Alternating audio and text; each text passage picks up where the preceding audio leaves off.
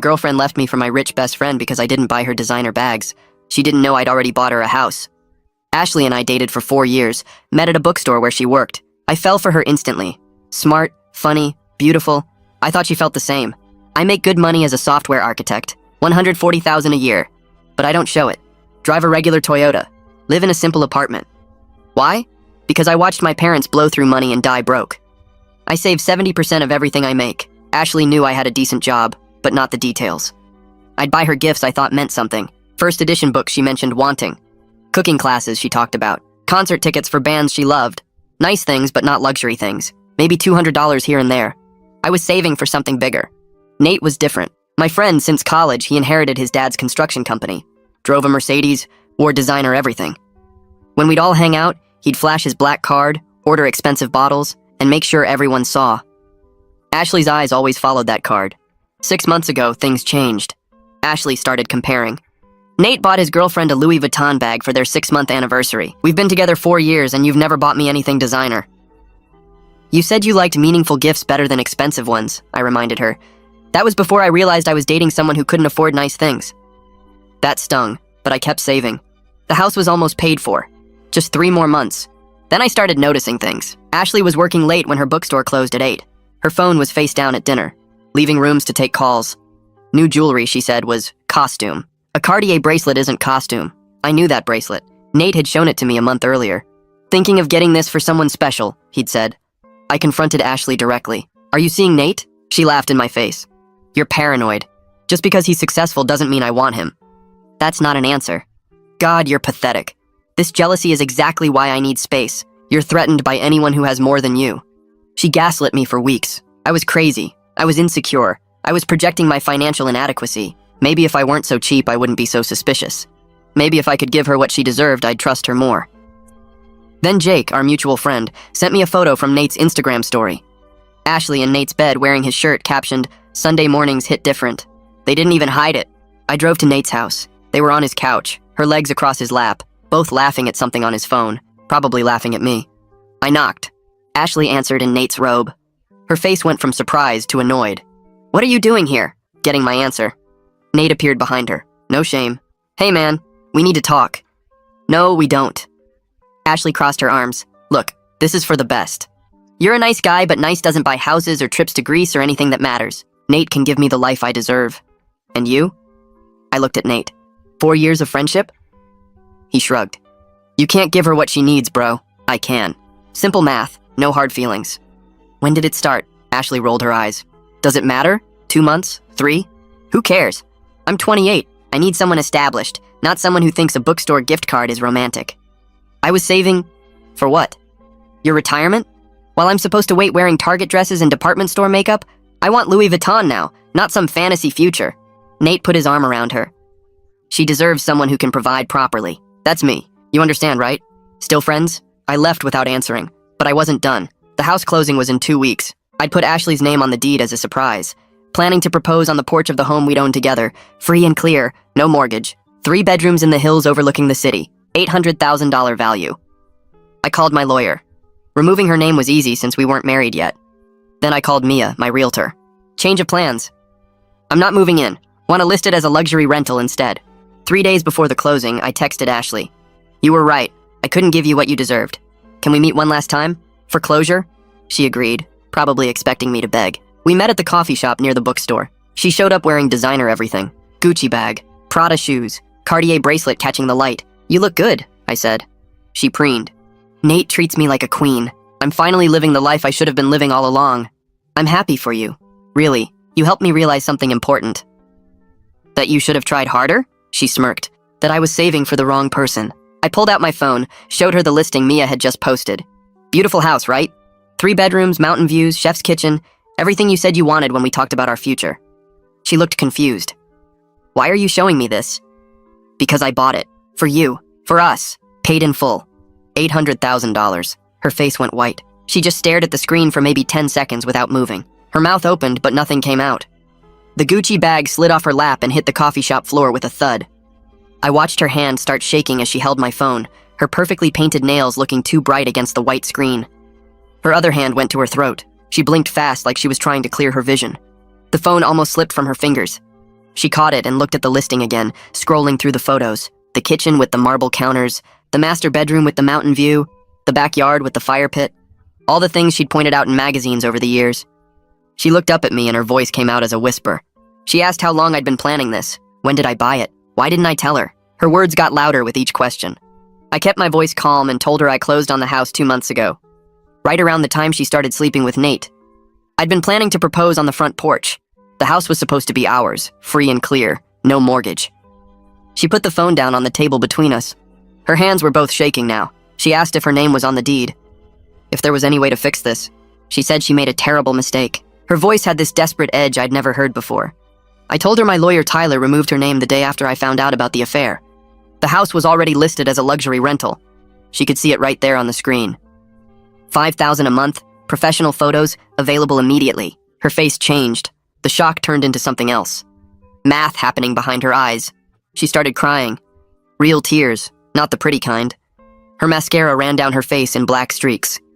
She said she didn't know I had that kind of money saved. If she'd known, things would be different. The barista behind the counter glanced over. Ashley's voice was getting louder. She asked why I never told her about my actual financial situation. Why I let her think I was just scraping by. Other people in the coffee shop were starting to look. I leaned forward and kept my voice low. I told her I wanted someone who loved me for who I am, not what I have. Her reaction right now proved I made the right choice removing her from the deed. She wasn't crying because she lost me. She was crying because she lost an $800,000 house. She grabbed my arm across the table. Her nails dug into my skin. She begged for another chance, said Nate meant nothing. She'd end it right now if I took her back. We could still have the house, still have everything we planned. I pulled my arm away. I told her she made her choice when she decided a Cartier bracelet was worth more than 4 years together. When she picked a guy with a Mercedes over a guy with a paid-off house. She kept talking, but I stood up. I left a $10 bill on the table for my coffee. Ashley followed me out. Her designer heels clicked on the pavement as she called my name. She was full-on sobbing now, saying she was stupid and materialistic, that I was the best thing that ever happened to her. I stopped in the parking lot and turned around. She almost ran into me. I told her she was right about being materialistic, but she wasn't sorry about hurting me. She was sorry about the consequences of her choices. There's a difference. She reached for me again, but I stepped back. I got in my Toyota and started the engine. She stood there in the parking lot crying. I watched her in my rearview mirror as I drove away. She got smaller and smaller until I turned the corner. I drove straight to my sister Natasha's house. I needed to talk to someone who knew me well enough to tell me if I was being cruel or justified. I pulled into her driveway 20 minutes later. She opened the door before I could knock. She took one look at my face and pulled me inside without asking questions. We sat in her living room. I told her everything.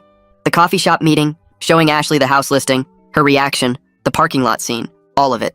Natasha listened without interrupting. When I finished, she was quiet for a minute. Then she told me Ashley's reaction proved everything I needed to know.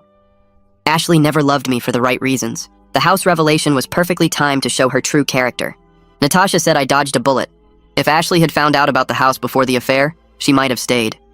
But only because of the money. I would have married someone who valued my bank account more than my heart. That would have been worse than what happened now. My phone started buzzing in my pocket before I even left Natasha's house. I pulled it out and saw 3 texts from Ashley already. Then another one came through, and another. I opened the messages. Long paragraphs filled my screen. She was sorry. She realized what really mattered now. Material things meant nothing compared to what we had. Could we please talk one more time, just to discuss this properly? She made a huge mistake. Nate wasn't the person she thought he was. I was the one who truly cared about her future. The texts kept coming while I stared at the screen. Natasha looked over my shoulder and saw Ashley's name appearing over and over. She reached out and took my phone from my hands. Her finger hovered over the delete button. I nodded. She deleted every message without reading them. 3 more texts came through immediately. Natasha deleted those too. She handed my phone back and told me engaging would only make this harder. Ashley needed to accept this was over. Responding would give her hope that wasn't there. I put my phone on silent and stayed at Natasha's house for another hour. We watched a cooking show and didn't talk about Ashley. My phone screen kept lighting up with new messages, but I ignored them. When I finally drove home around 9 that night, I had 23 unread texts from Ashley. I deleted them all without opening a single one. Around 11, my phone rang. Nate's name appeared on the screen. I almost didn't answer, but curiosity got the better of me. I picked up. Nate's voice came through angry and confused, asking what the hell I did to Ashley. She showed up at his place 2 hours ago, completely hysterical about some house. She was crying so hard she could barely talk. Something about me buying a house and hiding money from her. His tone had an edge like I'd done something wrong. like I was the bad guy in this situation. He wanted to know why I never told anyone I had that kind of money saved up. Ashley felt humiliated and deceived. I let him finish his accusation. Then I spoke calmly. I told him Ashley was upset because she chose a guy with a Mercedes over a guy with a paid-off house. That wasn't my problem anymore. She made her choice based on what she could see. Now she knew what she couldn't see and regretted it. But that didn't change anything. Nate started to argue. He said I should have been honest about my finances. Ashley deserved to know what kind of future I could provide. I interrupted him. I asked if he thought honesty mattered coming from the guy who slept with his best friend's girlfriend. He went quiet for a second, then started talking again about how Ashley needed someone who could give her the life she deserved. I hung up while he was mid-sentence. My hand was shaking, but I felt good, like I was finally taking control instead of being a victim. I blocked Nate's number, then I blocked Ashley's number too. I should have done that hours ago. The next morning, Tyler called while I was making coffee. The house was officially listed as of yesterday afternoon. He had good news. 3 potential renters already reached out asking for viewings. The property was in a great area and priced competitively at $5,000 a month, maybe even $5,500 if we found the right tenants. Tyler said that kind of rental income would build my savings even faster than before. I could invest the monthly payments and watch my money grow. The house I bought for the wrong person was going to secure my financial future instead. I thanked Tyler and told him to move forward with the most qualified renters. He said he'd keep me updated on the viewings. I got to work an hour later feeling lighter than I had in months. My coworker Hunter stopped by my desk mid-morning. He looked at me for a second, then asked if something changed. I seemed different, less weighed down. I gave him the basic story. My girlfriend cheated with my best friend. I was secretly saving for a house. She found out after leaving me. Now the house was a rental property. Hunter listened and then said something that stuck with me. Ashley revealing her true priorities now saved me from an expensive divorce later. If she'd found out about the money before the affair, she might have stayed. Then I would have married someone who valued my bank account more than my heart. I'd be stuck in a marriage with someone materialistic and unfaithful. Hunter was right. This was better. Painful, but better. Around lunch, my phone buzzed with a text from Jake. He asked if I was okay. Ashley called him this morning crying about how I humiliated her by hiding money. She made it sound like I was the one who did something wrong. That annoyed me more than I expected. She was spinning this whole thing as me being deceptive, not her being unfaithful and materialistic. I called Jake immediately instead of texting back. He answered on the second ring.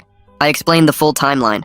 I was saving for our future for 4 years, putting away 70% of my income, planning to propose in the house I bought for us. While I was doing that, she was sleeping with Nate for designer bags. She chose a Cartier bracelet over 4 years of loyalty. Now she was mad because she realized what she gave up. Jake apologized for even questioning it. He said he knew something felt off about Ashley's version. Several mutual friends had been asking him what really happened. Everyone was confused about the situation. I told Jake he could share the truth with anyone who asked. I wasn't hiding anything. Ashley cheated. I had been planning our future. She chose wrong. Simple as that. Over the next week, I realized Ashley was calling every mutual friend we had. She told them her version of events. I was financially dishonest. I hid my real income from her. She felt deceived and trapped in a relationship with someone she thought was struggling. Now she looked like the bad guy when really I was manipulative. That narrative bothered me more than I wanted to admit. I knew some people would believe her story. She was good at playing the victim. Hunter noticed me checking my phone more than usual. He asked what was going on. I told him about Ashley's campaign to paint herself as the wronged party.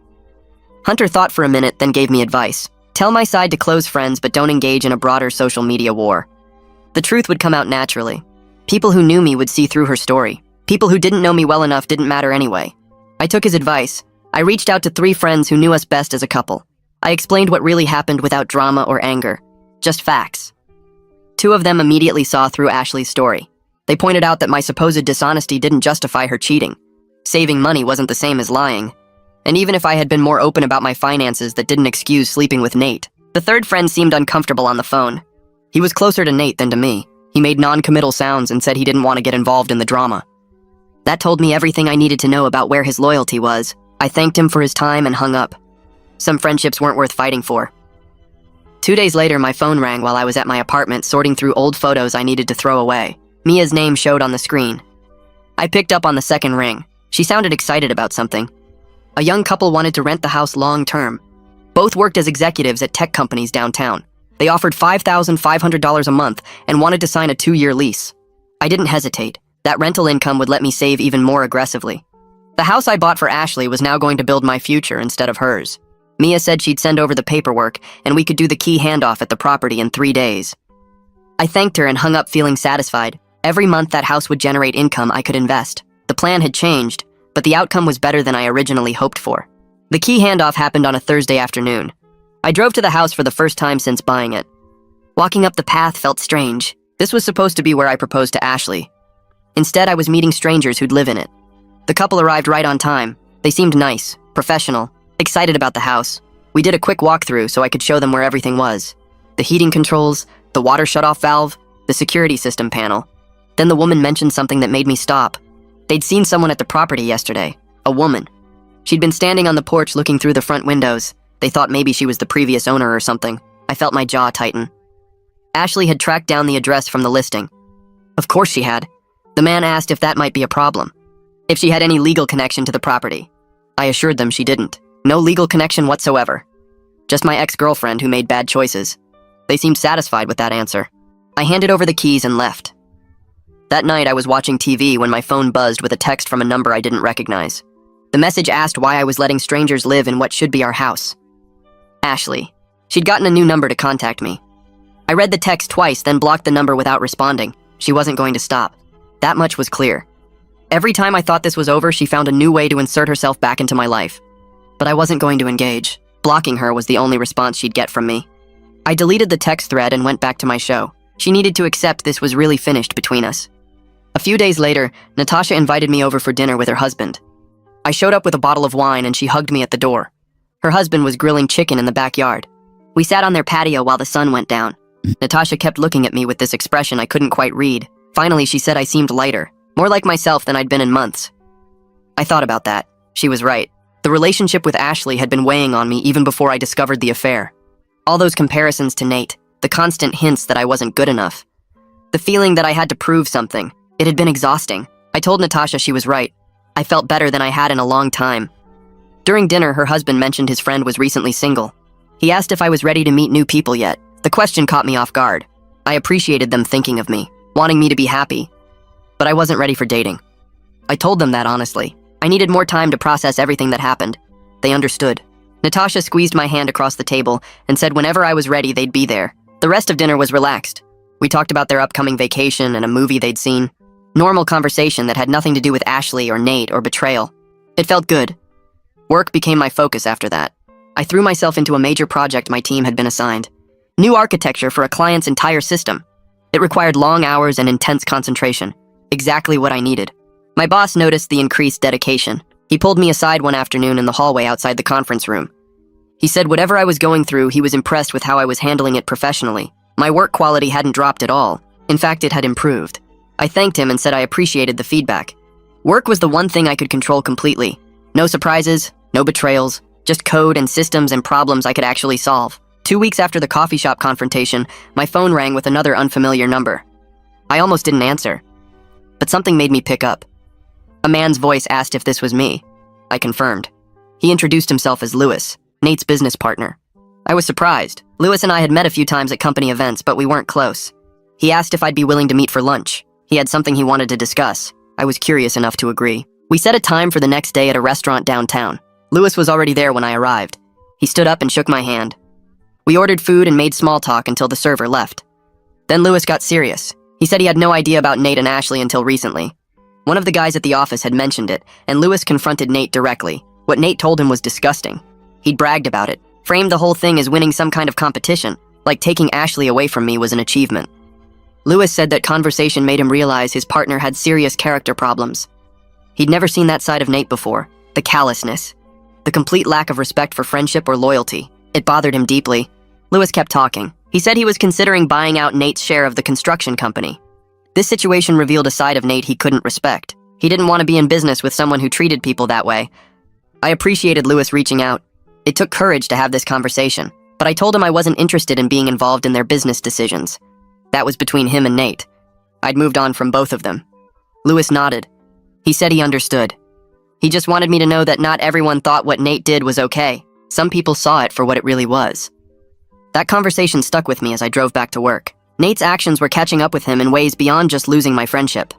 Lewis hinted that other business contacts had heard about the situation. People viewed Nate differently now. His reputation was taking hits. The flashy lifestyle and expensive car didn't matter much when people questioned your character.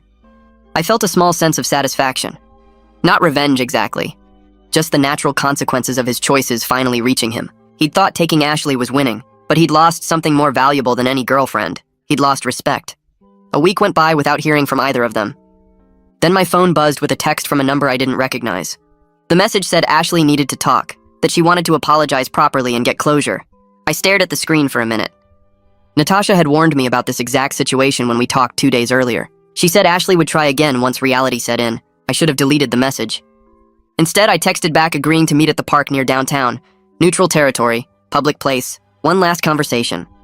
I drove there the next afternoon and parked near the walking path. Ashley was already sitting on a bench when I arrived. She looked different from at the coffee shop. Her hair was pulled back in a simple ponytail.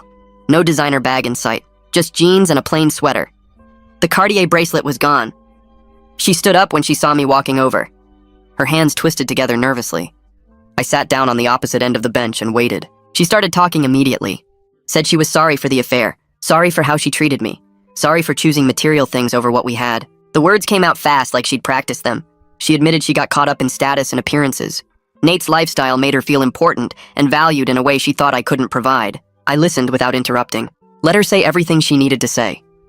She explained that she felt insecure about our future because I never talked about money or made plans. When I bought small gifts instead of expensive ones, she took it as a sign I couldn't afford better. Nate's flashy spending felt like security, like proof he could take care of her. She realized now that she confused expensive things with being valued, that the Gucci bags and fancy dinners were just objects. They didn't mean he cared about her, they just meant he had money to spend. When she finished talking, she looked at me with red eyes waiting for a response. I told her I accepted her apology. That took courage to say all that. But it didn't change anything between us. What happened couldn't be undone. I hoped she learned something from this about what actually matters in relationships. About not judging someone's worth by their car or their willingness to buy designer labels. She nodded slowly and wiped her eyes. Asked if we could eventually be friends. Maybe in a year or two when things weren't so raw. I was honest. Told her I didn't see that happening. Too much damage. Too much betrayal. We could be civil if we ran into each other, but friendship wasn't possible. She accepted that without arguing. Then she mentioned that things with Nate fell apart fast. Once she wasn't forbidden fruit anymore, he lost interest. The affair was exciting because it was secret. Living together was boring. He was already seeing someone new. Some girl he met at a bar 3 weeks ago. I felt a quick flash of vindication hearing that. Proof that Nate never cared about her specifically. She was just another conquest, another thing to win. But mostly I just felt sad. 4 years of my life ended because she wanted Louis Vuitton instead of a future. We stood up and walked toward the parking lot together. This goodbye felt different from the coffee shop confrontation. More final. Like we were both actually accepting that this relationship was over for good.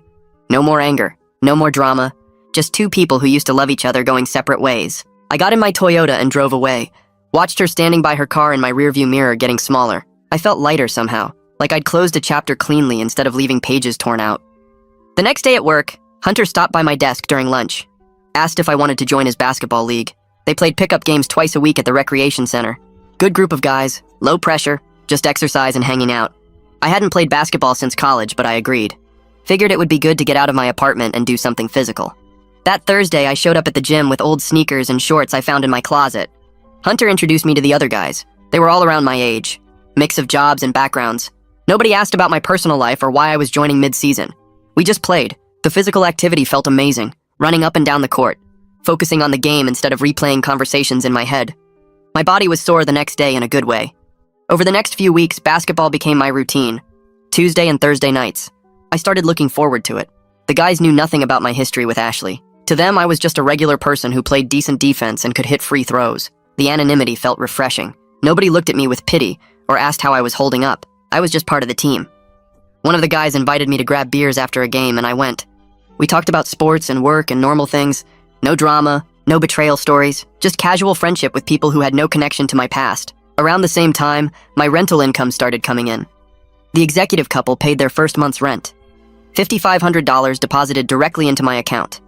I logged into my investment account and set up automatic transfers. Every month, the rental income would go straight into index funds. The house that was supposed to be a symbol of love was now a symbol of smart planning and self-respect. My financial philosophy that Ashley mocked was actually working perfectly. I was building wealth steadily while she was probably maxing out credit cards on designer bags. The irony wasn't lost on me. My phone rang one afternoon while I was reviewing code at work. Tyler's name showed on the screen. I stepped into an empty conference room to take the call. He said Ashley had contacted him asking about the possibility of me selling her the house at a discount. She claimed it was originally meant for her, so she should have some right to purchase it. Tyler already told her no on my behalf. The house wasn't for sale at any price and she had no legal claim to it.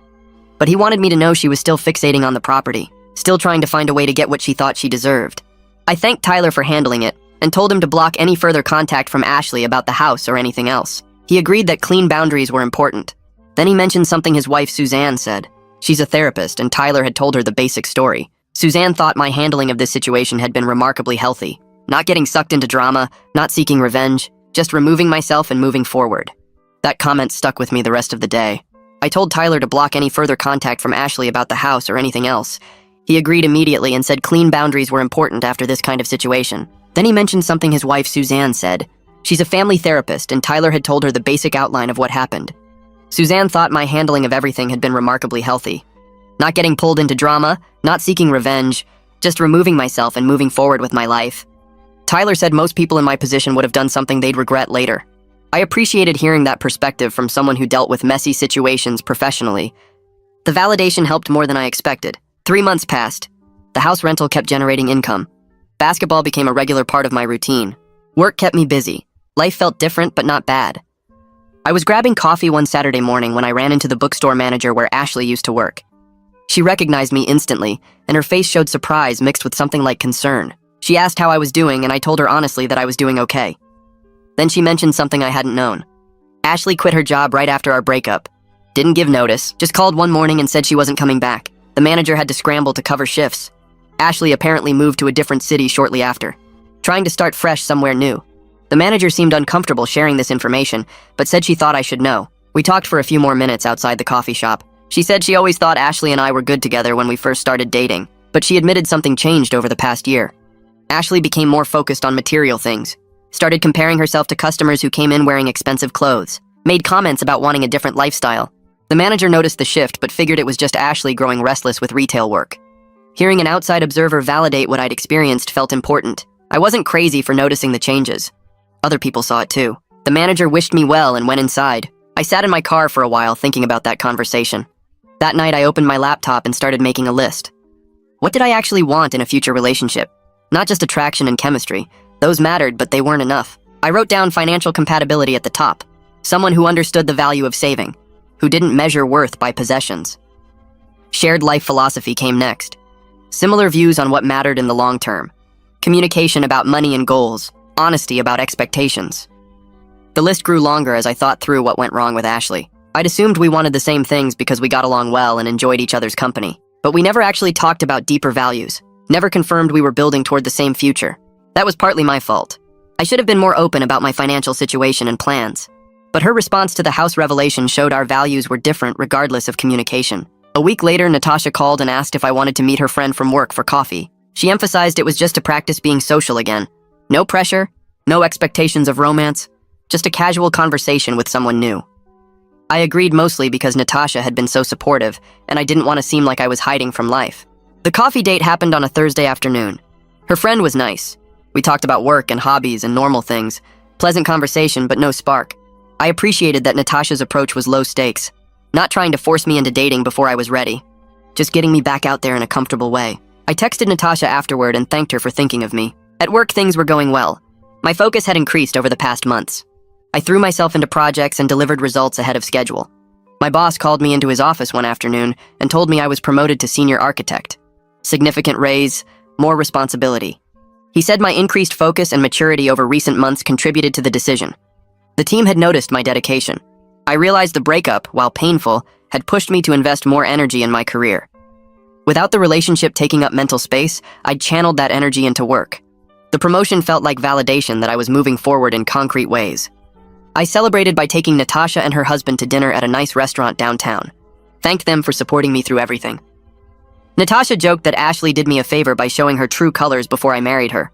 Her husband agreed and said anyone who valued designer bags over genuine connection wasn't worth my time. We talked about the promotion and my plans for the new role. It felt good to focus on positive things happening in my life instead of dwelling on what went wrong. Natasha mentioned she was proud of how I'd handled everything. Not getting bitter or angry, just processing and moving on. The next week, Hunter stopped by my desk at work. He'd seen Nate at a bar over the weekend. Said Nate looked rough. Apparently the business buyout with Lewis went through. Nate lost the construction company his dad built. His reputation in the industry took a hit too. People heard about what happened with Ashley and me, viewed him differently. Hunter said Nate was drinking alone and seemed pretty down. I felt a moment of sympathy. Then I remembered him sitting on that couch with his arm around Ashley, telling me it was simple math, no hard feelings. The sympathy faded. Actions have consequences. Nate chose to betray a friendship, and it cost him more than he probably expected. That night, I logged into my financial accounts and made some changes. The rental income was coming in steadily. The promotion meant a significant raise. I decided to increase my savings rate to 75%. Doubling down on the financial philosophy Ashley had mocked. Building wealth felt more meaningful now, not just a safety net, an expression of my values, proof that living below your means and planning for the future actually works. I set up automatic transfers, adjusted my budget. The numbers looked good, better than good. I was building real financial security while Ashley was probably still chasing the next designer purchase. A few days later, I got an email from the rental couple. They loved the house, wanted to extend their lease for another year, offered to go up to $6,000 a month. I accepted immediately, replied within an hour. The house that was supposed to be a symbol of love and commitment was serving a different purpose, a good purpose, generating income, providing a home for people who appreciated it, building my financial future in ways I hadn't originally planned. I felt grateful that things worked out this way. The house wasn't sitting empty as a reminder of what I lost. It was actively contributing to my life moving forward. A few days later, I found myself browsing Reddit late at night and stumbled on the Financial Independence subreddit. People posted about their savings rates and investment strategies without shame. Someone shared a photo of their 10-year-old sedan with $300,000 in index funds. The comments celebrated their discipline instead of mocking their car choice. I created an account and started reading daily. These people got it. They understood that wealth building meant living below your means and investing the difference. Nobody bragged about designer purchases or expensive dinners. Instead, they shared spreadsheets tracking their path to early retirement. One guy drove a 15-year-old Honda and retired at 40 with $2 million saved. Another woman lived in a small apartment while maxing out retirement accounts and building rental property income. Their priorities matched mine perfectly. I posted my own story without names or details, just the basics about saving 70% of my income and buying a rental property young. The response was overwhelming. Dozens of comments congratulating my discipline and asking questions about my strategy. Several people messaged me directly wanting to connect. One message stood out from someone with the username Financially Free Teacher. She lived in my city and wanted to chat about investment strategies. We started messaging back and forth about index funds and savings rates. She taught elementary school and made $45,000 a year, but saved 40% of it. Her discipline impressed me given her modest salary. We talked about life goals beyond just money. She wanted to travel and maybe open a bookstore someday. No pressure or flirting, just interesting conversation with someone who thought similarly. We messaged for weeks before she suggested meeting for coffee. I agreed, but kept expectations low given my recent breakup. 4 months had passed since the coffee shop confrontation with Ashley. I realized one morning that I'd gone 3 whole days without thinking about her or Nate. When they did cross my mind, it felt distant and detached. The angry knot in my chest had dissolved completely. Work kept me busy and the rental income kept building my wealth. My social life expanded through the basketball league and online community. The breakup that felt devastating in the moment had created space for better things. My phone buzzed with a text from Jake saying he'd run into Ashley at a restaurant downtown. She'd asked about me, apparently, dating someone new, but Jake said it seemed shallow and performative. Lots of Instagram photos and expensive dates, but no real connection. He wanted to know if I cared about updates. I texted back that I genuinely didn't need to hear about Ashley's life anymore. Appreciated him checking, but I'd moved on completely. Jake responded with a thumbs up and said he was glad I was doing well. That exchange confirmed what I already knew. Ashley belonged to my past now. I booked a solo trip to the mountains the next day. Something I'd always wanted to do, but Ashley hated camping and outdoor activities. A week alone, hiking and reading sounded perfect. I packed my tent and sleeping bag and drove 3 hours to a remote campground. The first night under the stars felt like breathing fully for the first time in months. No phone service meant no distractions, just me and the wilderness and my thoughts. I hiked 10 miles the second day and finished 2 books by the campfire that night. The solitude revealed parts of myself I'd compromised during the relationship. I actually enjoyed quiet time alone, preferred simple meals cooked on a camp stove over fancy restaurants, valued experiences over possessions. Ashley would have hated every minute of this trip. That realization didn't make me sad anymore. Just confirmed we'd wanted different things all along. When I returned from the mountains, I had coffee with Financially Free Teacher, whose real name was Shayna. We met at a quiet cafe and talked for 3 hours straight. The conversation flowed easily from investment strategies to life philosophies to travel dreams. She told me about teaching 3rd graders and saving aggressively despite her modest salary. Drove a 12-year-old Civic and lived with a roommate to keep expenses low. Her discipline and clarity about priorities impressed me deeply. But beyond the shared money values, I felt actual chemistry. She laughed at my jokes and asked thoughtful questions about my life. We discovered we both loved hiking and reading and quiet weekends at home. When we left the cafe, I asked if she wanted to get dinner sometime. She smiled and said yes. We started dating casually over the next few weeks. I was upfront about my recent breakup and not wanting to rush into anything serious. Shayna appreciated the honesty and shared that she was also focused on building her own financial foundation before combining lives with anyone. We went hiking on weekends and cooked simple dinners at her apartment. She never asked about designer bags or expensive restaurants. Instead, she wanted to know about my thoughts on early retirement and investment allocation. Our dates cost maybe $30 total and felt more meaningful than any fancy dinner I'd bought Ashley. The relationship developed slowly and naturally without pressure or games. 6 months after revealing the house to Ashley, I took stock of my life. The rental property generated $5,500 monthly that went straight into investments. My promotion at work came with a $20,000 raise. I'd increased my savings rate to 75% and watched my net worth climb steadily. But the financial progress wasn't even the best part. Shayna and I had been dating for 2 months, and it felt right in ways my relationship with Ashley never had. We shared actual values about what mattered in life. She understood that driving a Toyota didn't mean I was broke. Appreciated thoughtful gestures over expensive gifts. Wanted to build wealth together slowly, rather than spend it on status symbols. Work was going great, with the senior architect role giving me more responsibility and satisfaction. My social life included the basketball league and online community friends who got my priorities. Everything had shifted in positive directions I couldn't have imagined 6 months earlier. Natasha noticed the change when I stopped by for dinner one evening. She commented that I seemed genuinely happy rather than just recovered from the breakup. Her observation hit home because she was right. This wasn't about getting over Ashley anymore. I'd actually built a better life than the one I'd lost. What Ashley meant as an insult about me not being able to provide had revealed something important. I could provide very well, just not for someone who valued the wrong things. Shayna valued the right things. Financial security and shared experiences, and building a future based on substance rather than appearance. I felt grateful now for how everything had unfolded.